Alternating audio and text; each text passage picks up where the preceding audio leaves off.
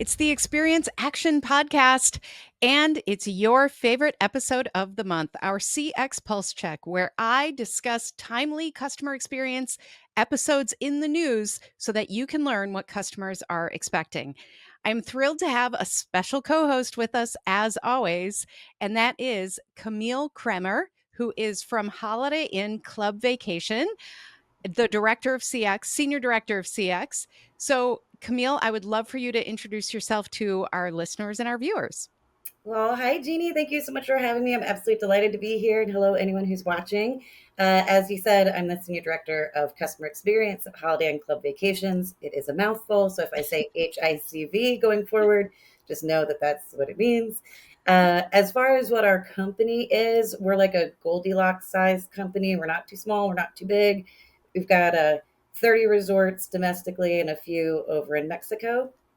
We're a timeshare company. We also like to call that vacation ownership because people have feelings about timeshare. We are trying to change those feelings. We've got about 7,000 employees and about 365,000 customers. Wow. As a company, we're customer obsessed, like not just as a tagline, but it's literally our number one goal in our strategic long term plan. It's also our number one metric, and everybody has to aim for it. And I just want to kind of share this because I did say we're in timeshare. It's a really interesting industry. And the reason that we're customer obsessed makes a lot of sense when you think about it.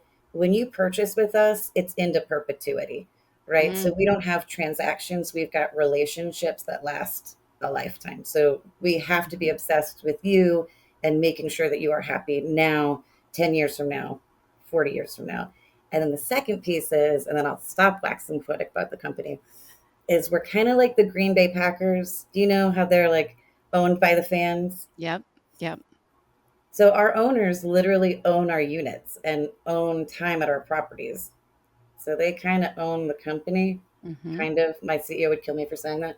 But we do philosophically think of them as like, well, they're the owners, they're the boss, and we're just Hmm. working for them. So when I say we're customer obsessed, it's built into the model that is our company. It's built into our philosophy. It's built into our strategy. So I am stoked to be here and talking about it with you. That's so great. Well, we are thrilled that you're here with us. And I think one of the reasons that we wanted to have this conversation with you is because you have really been part of leading that journey of what does it take to get a customer experience program that is focused on customers and business results off the ground and maturing. And it's a long haul process. And so we're going to weave that into a couple of the discussions that we're going to have today because I just think your story has a lot of learnings for everybody out there. And I talk to leaders every day who are struggling, who are trying to figure out, okay, how do I do this with a small team? How do I do this when we are being tasked with impossible KPIs, right? And I love that your program really does focus on this is the number one metric and this is what it means. And I know you've had a lot to do with that. So, how about we jump in? It's a good thing there's never news. It's a good thing that, we nothing Sure. ever happens. We can talk about the same old, same old. Um, Ironically, though, some of the conversations that we have are kind of the same ones we've been having for a while, even though the data shifts a little bit. And this is, I think, an example of that. And for those of you listening, this is from Vision by Protivity, and the headline is Global Execs Say CX is Crucial to Success, but most still struggle to optimize its performance. And this is really an executive summary of an executive survey that they did. And the things that really stood out to me about this were that there's still this huge gap between executives who say, yes, this is so important. And then when they were asked about, are you good at operationalizing it essentially? They were like, well, maybe not. So I'm curious on your take on this. And I'm also curious, did you see any reflection of your journey in this? Actually, okay, let's just give some kudos first to executives having like the reflection moment and saying this Yes. is important and we're not delivering on it. So I just like kudos and a Yes. moment of like, oh, that's really humility to be able to acknowledge both of those things. And that's juxtaposed, right? Like it's very And important and we're not nailing it. And I So think that's a really good point because one of the things that we talk about a lot when we work with our leaders in all the industries is this work takes a tremendous amount of humility. And I think sometimes people don't realize that until they're in it. And we have to make it a safe place so that when people say, like, wow, I'm realizing this isn't working, they're not punished for that. So I love that you use the word humility because that's one that we lean into as well. So And sorry, you just carry said on. safe. No, no, I'm now, we're going off track here, but you said safe. And I had a whole conversation yesterday with a couple of CX colleagues about there's a huge piece of CX that has to be built on creating psychological safety, Yes. right?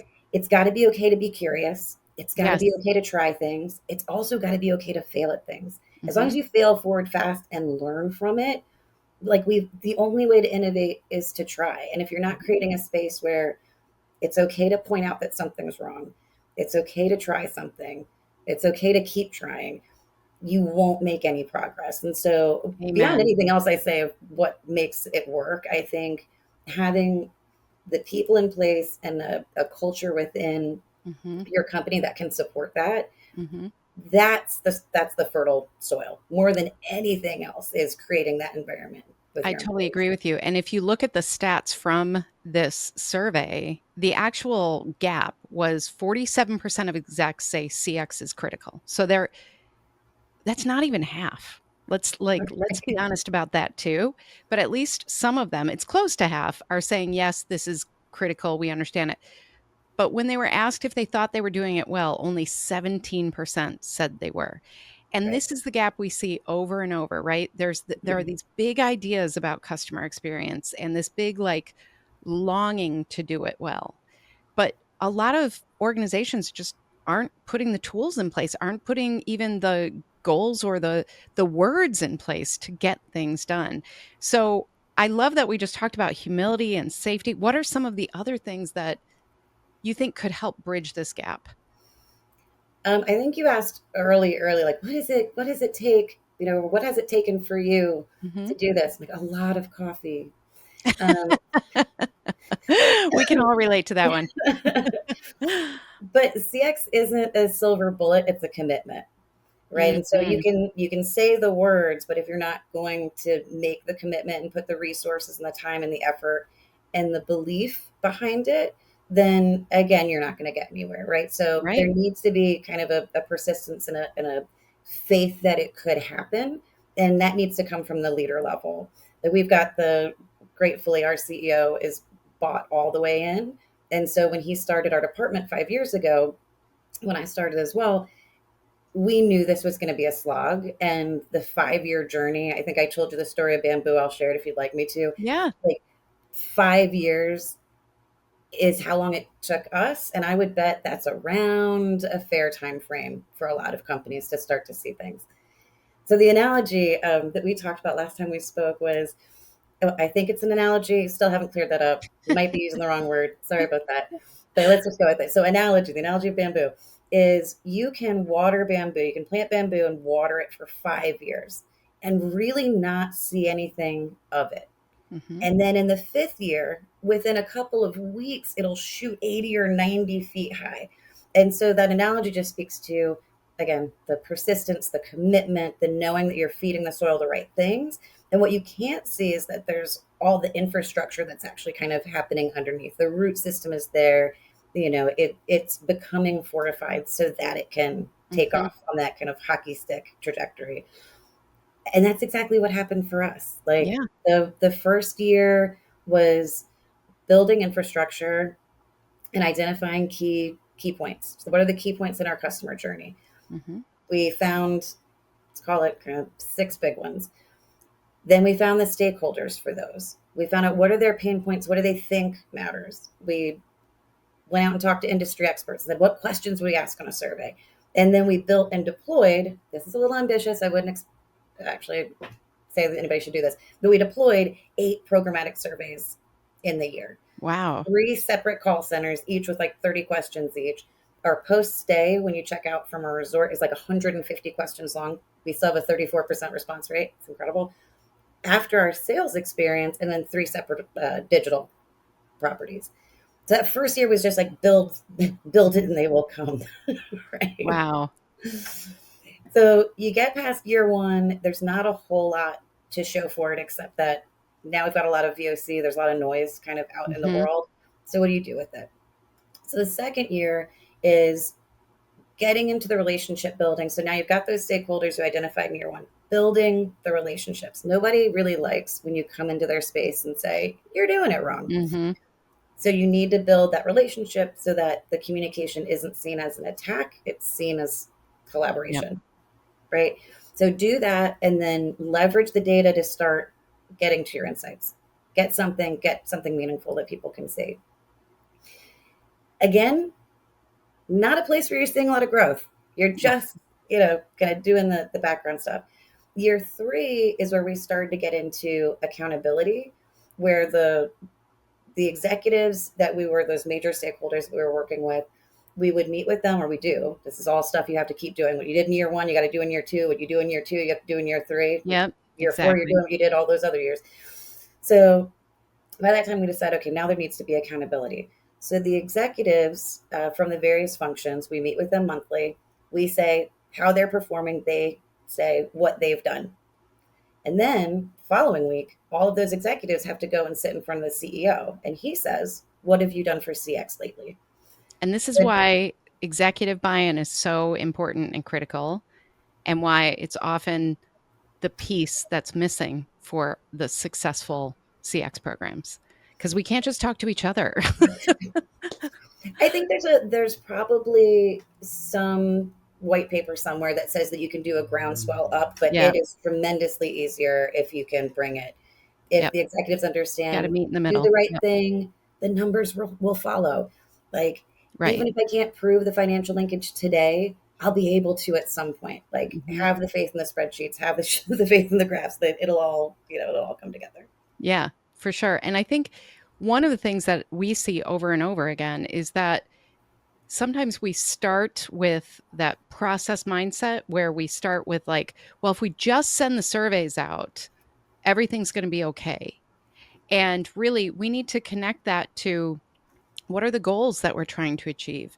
What is best for the customer? What do we have the bandwidth for? Because if we're making a bunch of promises and surveys by asking, would you want a waterfall in your room? Like, and we know that that's never going to happen, then that's wasting everybody's time. So I think you describing that journey in that way is really helpful to realize this is not like there is no one step. There's not even a 1, 2, 3 step. It's like you have to keep figuring it out as you go. And that's why I really believe CX leaders, the ones who do this well, we have to be so strategic. And often the role is not seen as strategic. It's seen as tactical. And Yep. I think we as royal we of all of us customer experience change agents everywhere, we need to start showing up a little differently and talking in this very strategic way and helping our leaders connect those dots. And one of the things that um, came up in this survey that we just talked about was leaders see AI as a solution, but it's the data integration that's the blocker. And that's another thing we see everywhere. So it's like sometimes we get out above our skis because we think that if we just do this, if we just add AI, or if we just send that survey, but we have to think in this holistic integrated way. So there's a lot to unpack with this. I would encourage everybody to check out the survey. And the next thing I have here, it's kind of a similar theme. I hate to say this, but uh, we are talking about CMS Wire. Let me bring that up here. Our friends at CMS Wire and our good friend Dom Nicastro is the author of this. Shout out to Dom. He always does great work.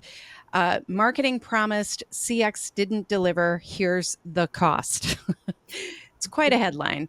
And really, this is about the announcement from Forrester about their total experience score and how they're looking at things like branding and um, what is the experience like for prospects versus customers, and how do we strike that right balance?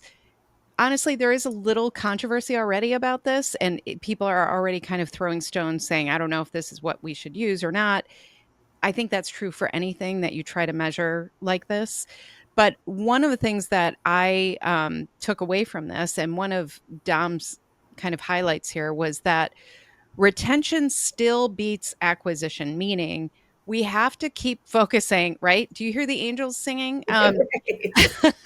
We have to keep focusing on customer retention, even though so much of business is built around acquisition. So much of business is focused on sales, focused on new.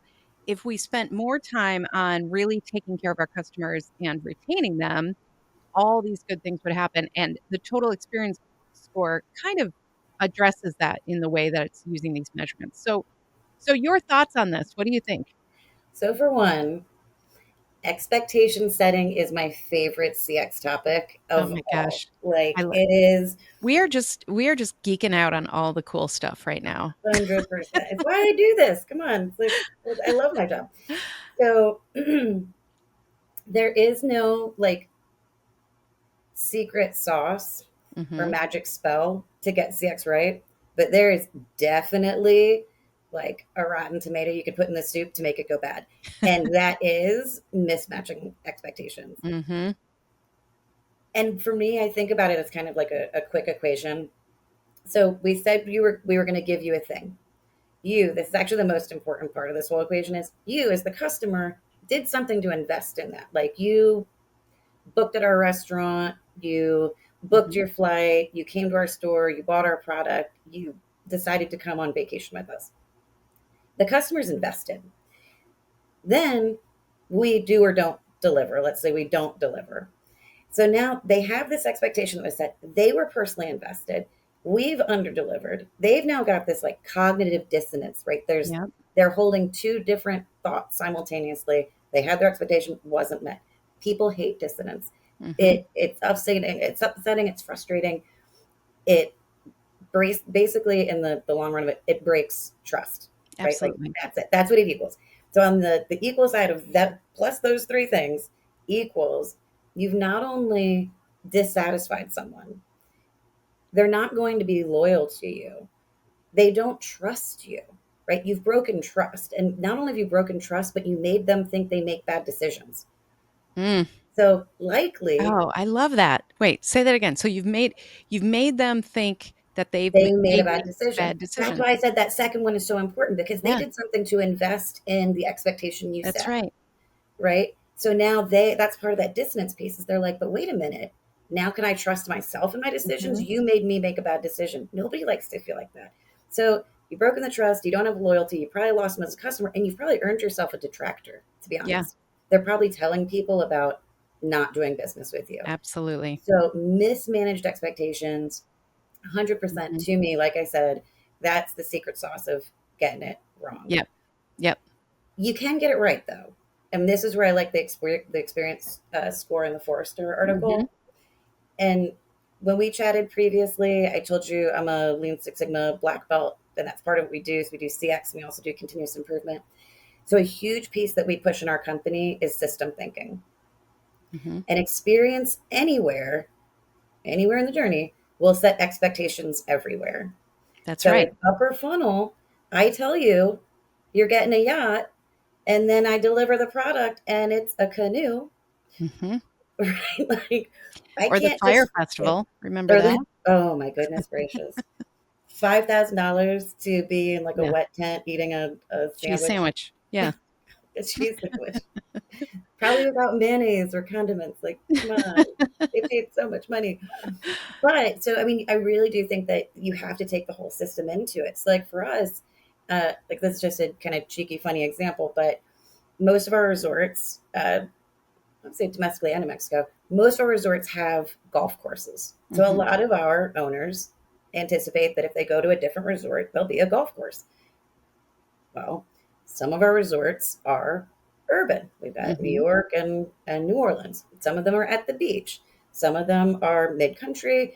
And we got another urban one out in Las Vegas. So actually, some of them have golf courses and some of them don't. Mhm. When opening we collective royal we like to use earlier, when we opened the New Orleans resort, which is 2 blocks off of like the French Quarter, we just kind of assumed our customers would understand that there was no sprawling golf course in the middle of the city of New Mm. Orleans that our resort was situated on. Mhm. We were wrong. Yep. People absolutely thought there was going to be a golf course. And so to fix it, we were like, "Whoop, tiger team this." And that's what we do. We'll pull a task force, we'll pull a tiger team, and we're like, "Okay, we have to get people from the call center who are selling the packages. What are your Mhm. scripts?" Well, the agents who are actually doing the talking. Who writes the scripts? Who puts the content on the website, internal, external websites? Who needs to update the technology for that? Who is sending out the pre-arrival emails? Sure. Obviously, the GM from the resort needs to be involved for the actual messaging. Any pre-arrival phone call that needs to happen. All of that now needs to be Mhm. perfectly aligned to set those expectations to let people know you won't have a golf course, but you do have the French Quarter. That's We need right. to keep That's right. repeating that message because the message is a great one. It's not that it's going to be a detractor. It's just different from Yeah. what you would have expected if we didn't tell you. And if you wanna take a golf vacation, you probably don't wanna go to the French Quarter. So Correct. you would self-select as a Exactly. customer then, and that's what's also so important about expectations, and I think that when we do a lot of journey mapping with our clients, and one of the things that comes up in every single workshop I've ever done for the last 20 years is about proactive communication versus waiting for the customer to tell you.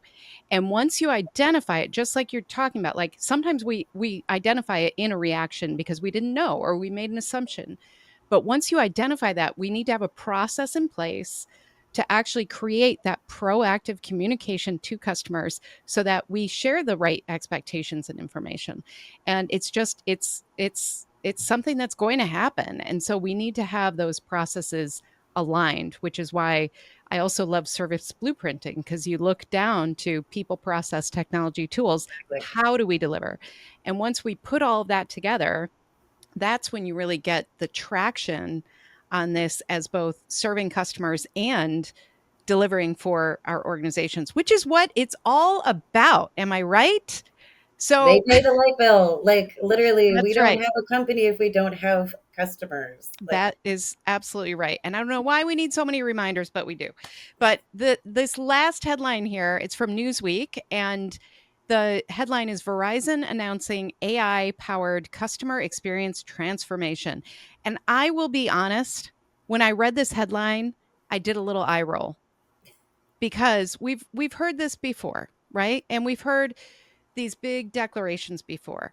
But when I started reading the article, a few things stood out to me that maybe this is bigger than um, I was giving it credit for. And a couple things stood out to me. One is, yes, they're leaning into AI, they're partnered with Google. But one of the things that they're doing is instead of just saying, look at all the stuff we're doing at scale or look at the chatbots, they're also investing in more in person support. They're investing in things like speed to knowledge. So the AI will take in all the transcripts from all the calls that they had in a day. And by 11 a.m. the next day, the summaries, the themes, what they're hearing is in front of the executives. This is what I think might be the future of where we're going. And I think that what I liked about this too, is that it was a little grounded, not in these big generic large language models, but they talked about small language small models, language models. Yeah. which we heard a lot about when I was out at the Salesforce conference last, whenever that was, September, I think. And I think that this is what we need to start thinking of, is not just these generic ways to use AI, not just big, announcements about AI, but what will it mean to our customers and how can we tell them that? So I actually saw this as, you know, refreshing in a way because the headline I've seen before, frankly, like replace Verizon with somebody else, and Exactly. we've seen that headline before, and then you read the article and it's like, we got a bot, we are so progressive. And this one, I felt like there are a lot of cool things. I think this might be where we're going with AI. So we don't have to go in depth with this one, but I'm just curious what you saw, especially from the seat you're sitting at a more mid-sized company. What do you think? So I took a lot of the same things away from the article. Like I love to see that we're going to leverage AI where it makes sense, Yep. but we're not losing the human component. They're building more local stores because they recognize that that's a major part of their business. Yep. They're actually expanding the service hours they're offering. So Right. let the AI take the rote easy stuff that we don't need a human to answer the phone for, but that allows us to actually let people, real people, answer the phone for these different Yes. shifts that could be, more acceptable to our customers. I thought that was such a beautiful, like, hybrid blend that Mhm. is not, to your point, what we typically hear. We hear Yep. like, AI is here and it's going to save the day and everybody's going to lose their job. And it's like, Yeah. not like a couple of things there. I think AI is a lot like data. It's the rhyme of the ancient mariner, like water, water everywhere and not a drop to drink. Right. I think it's a great resource, but until you desalinize the water, you Mhm. can't use it until we figure out how to effectively use the data that you brought up earlier, Mhm. or how do we effectively use the AI. We're just kind of drowning in this epic resource, Yeah. but not necessarily leveraging it the way that it's nourishing and feeding to us. And I think if companies approach it like the way Verizon sounds like they are, where it's not, we're rolling this out to decommission humans, they're rolling it out, as I Yes. said, as a hybrid, as a partner, Yeah. right? We still need the humans even to train the AI. It's a very, very informed 5 year old. It is not, it Mhm. doesn't have empathy, it doesn't have compassion, it doesn't have judgment, it's never lived a day in its life. So when Yeah. it deals with people, there will still need to be a person who's training it. I think the big thing is as we roll AI out is one, demystifying the like everybody's going to lose their job over it, and instead teach people how to work with it as a new colleague, but also recognize if you don't know how to work with it, you will put yourself at a professional disadvantage. So Mhm. there is an advantage to learning about how to work with this new colleague, but it's Absolutely. not the doomsday or naysayer thing. It's, I think it's Yep. really something that if leveraged correctly. Sorry, one last thing, and I Yeah. know we're short on time probably. I also think when we're saying AI now, everybody's talking generative AI, Yep. ChatGPT, all of those. We've been partnering with AI in most of our tools for a decade or Yep. plus, right? So, like personally, we use Medallia. It reads, I mean, we get 275,000 surveys a year. There's only three of us in the department. We can't read them all. It's just like You they read can? fast. No, they read fast, but not that fast. Like, I also have like the day job I have to do besides just reading the surveys. I have to drive the insights and do the continuous improvement. So it's reading the comments, it's creating the themes, it's Mhm. pointing out the sentiment or quantifying the sentiment, and then letting us know how do we, with a scalpel Right. instead of a chainsaw, go in and really refine the customer experience. And nobody was afraid of that. So Mhm. those types of tools, I think, are going to expand and make our lives so much easier.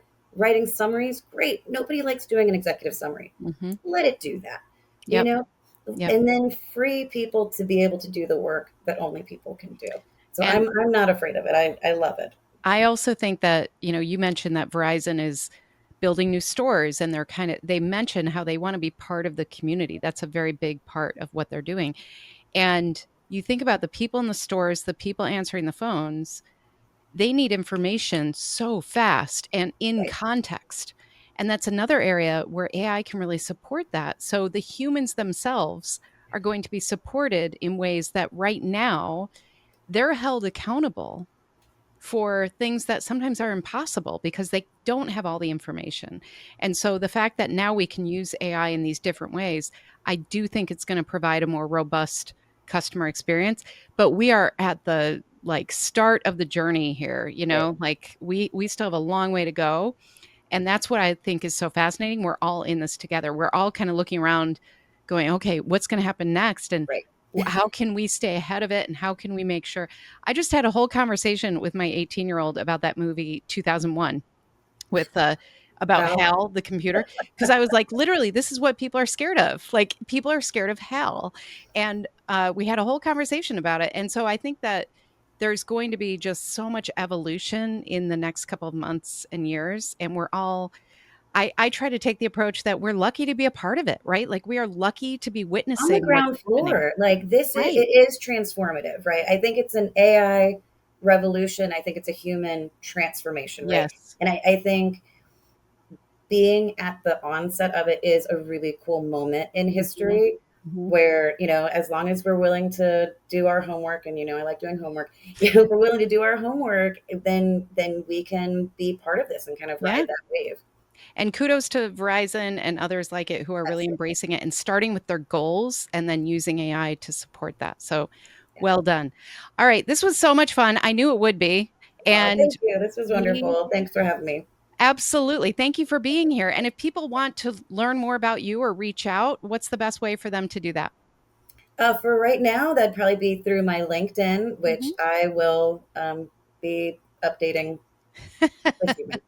And we'll make sure that's in the show notes as well. But thank Excellent. you so much for being here, Camille. And thank you, everybody here who has been a part of this program, who has sent in those questions at askjeannie.vip. And just keep those coming. I love answering your questions and hearing from you about the challenges that you're facing as one of those amazing customer experience change agents that we talked about. My thanks to Camille for being here. My thanks to you. And I cannot wait to see you next time on Experience Action Podcast. Take care.